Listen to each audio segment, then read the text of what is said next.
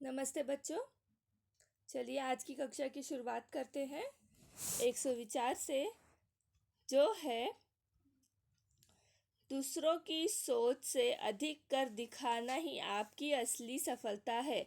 अर्थात दूसरे आपके बारे में क्या सोचते हैं, कि आपकी कितनी सीमाएं हैं, आप कितना कर सकते हो। अगर आप उससे ज़्यादा करके दिखाते हो तो यही क्या है, आपकी असली सफलता है। यह क्या है बच्चों, आपकी असली सफलता है। अब चलिए, इसके पहले बच्चों हमने जन्मदिन पाठ का अध्ययन किया था, जिसमें हमें बिजली और पानी की अहम जो उसकी अहम भूमिका हमारे जीवन में है, और जैसे उसके भंडार सीमित है तो हमें उसे कैसे उपयोग करना चाहिए, इसकी जानकारी दी गई थी एक कहानी के माध्यम से। अब उस कहानी में एक बबलू नाम का लड़का था जो पानी बहुत बर्बाद करता था, बिजली का भी बहुत दुरुपयोग करता था। तो उसे उसे सबक सिखाने के लिए उसकी मम्मी और मौसी ने एक नाटक किया था, जिसमें उसे सबक सिखाया गया कि पानी की क्या अहमियत है और बिजली की क्या अहमियत है। हमें भी इसे अपने जीवन में अपनाना है बच्चों। आज हम इसके प्रश्नोत्तर करेंगे। पाठ 8 जन्मदिन। सबसे आप पहले ऊपर लिखोगे पाठ 8 जन्मदिन। प्रश्न पहला, कोष्टक में से उचित शब्द चुनकर लिखो। फिर यहाँ पे कोष्टक में शब्द दिए बच्चों, टोटी, आग, झालर, भंडार, रोशनी।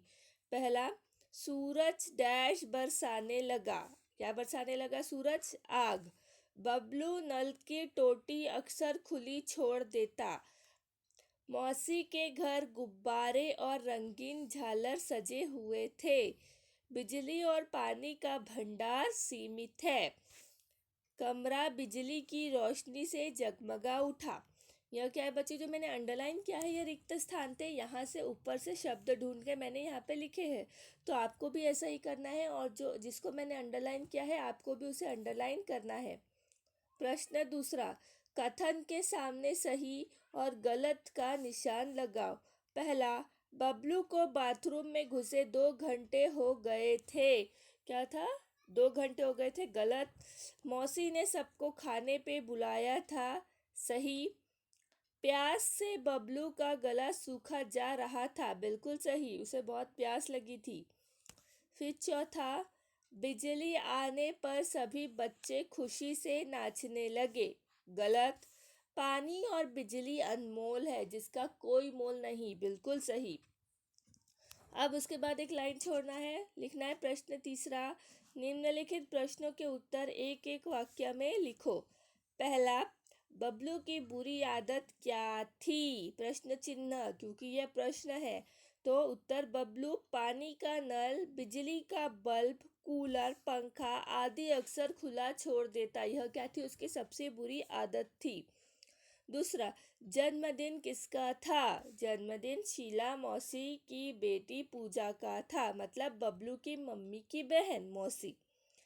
तीसरा, मौसी के घर क्या देखकर बबलू को आश्चर्य हुआ? मौसी के घर पसरा सन्नाटा देखकर बबलू को आश्चर्य हुआ। चौथा, शीला मौसी ने बिजली की कटौती, पानी की कमी आदि का नाटक क्यों किया? तो बबलू को सबक सिखाने के लिए बिजली की कटौती और पानी की कमी का नाटक किया गया, क्योंकि उसे बताना था कि बिजली और पानी यह दोनों ही बहुत अनमोल है और इनके भंडार सीमित है, इसीलिए यह नाटक किया गया। फिर उसके बाद आप लिखोगे प्रश्न चौथा, समानार्थी शब्द लिखो, जिसमें पहला है सूरज। सूरज को रवि कहते हैं बच्चों। आग, अग्नि, पानी, जल, हवा, वायु, माँ, माता, दुनिया, संसार, प्रकाश, रोशनी, बेटा, पुत्र, मुंह, मुख। ये आपको अपने कॉपी में जैसे मैंने दिए बच्चों वैसे ही लिखने हैं। अब हम इसकी अगली कक्षा में बहुवचन करना सीखेंगे और विराम चिन्हों के बारे में जानकारी प्राप्त करेंगे। आप इसे अपने कॉपी में जैसे मैंने बताया है वैसे ही लिख लीजिए। इसके आगे का हम अगली कक्षा में करेंगे। धन्यवाद।